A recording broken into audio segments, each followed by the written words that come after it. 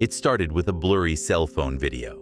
No press, no motorcade, no gold tie or rally crowd.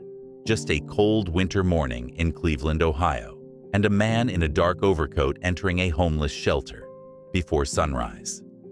The staff didn't recognize him at first. He wore no security badge, no flashy branding. Just gloves, a scarf, and a knit beanie pulled low. But as the man stepped into the light, heads turned. Wait, is that? Yes, it was Donald J. Trump.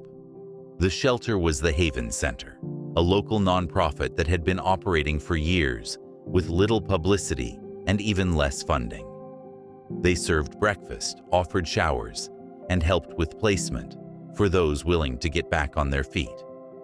On that day, just like every other, they expected 100 people. They didn't expect a former president. Security had quietly arrived 15 minutes earlier and coordinated with the director. But Trump had a request. No press, no media. I'm not here to talk. I'm here to listen. Staff led him inside. He passed worn-out boots lined near the wall, steam rising from coffee pots, and handwritten signs that read, "You matter, stay strong." He walked by rows of cots, some empty, some not. He stopped by a man named Jerry, who looked up with wide eyes. "You look familiar," Jerry said, smirking. "I get that sometimes," Trump replied with a grin. They talked for 15 minutes. Jerry had worked in construction, lost his job, then his apartment, then everything else. Trump didn't interrupt, didn't pontificate. He just nodded. "That's not right," he finally said. "That's not America." He turned to one of the volunteers. "Who's helping him find work?" "We try," she said, "but it's hard." Trump walked into the kitchen.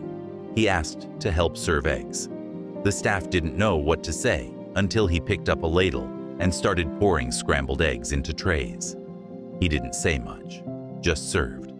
Someone pulled out their phone. They tried to be discreet. The image was shaky, but the internet would later zoom in, enhance, and confirm. That's Trump, at a homeless shelter, wearing an apron.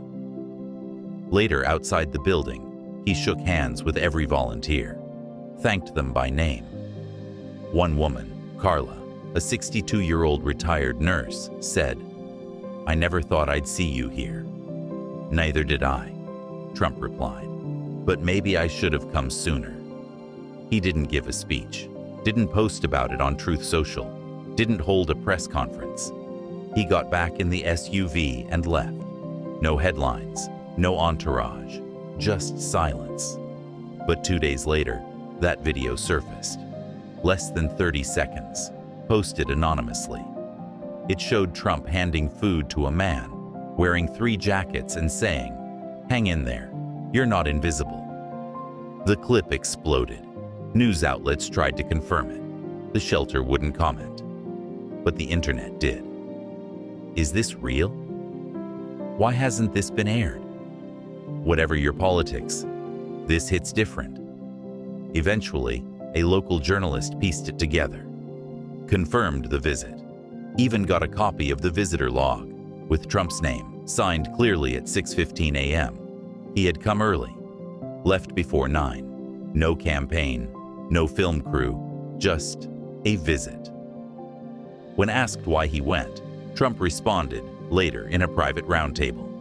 "We talk about forgotten Americans, but these people, they've been forgotten twice."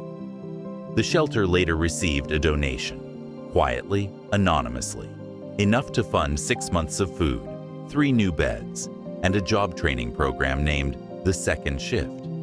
They never confirmed who it came from, but the director smiled and said, "Let's just say, someone was paying attention." And so, while the world argued over polls and politics, spin and sound bites, one man stepped quietly into the shadows of his own country to remind the forgotten that someone still sees them. Sometimes, the loudest act is done in silence.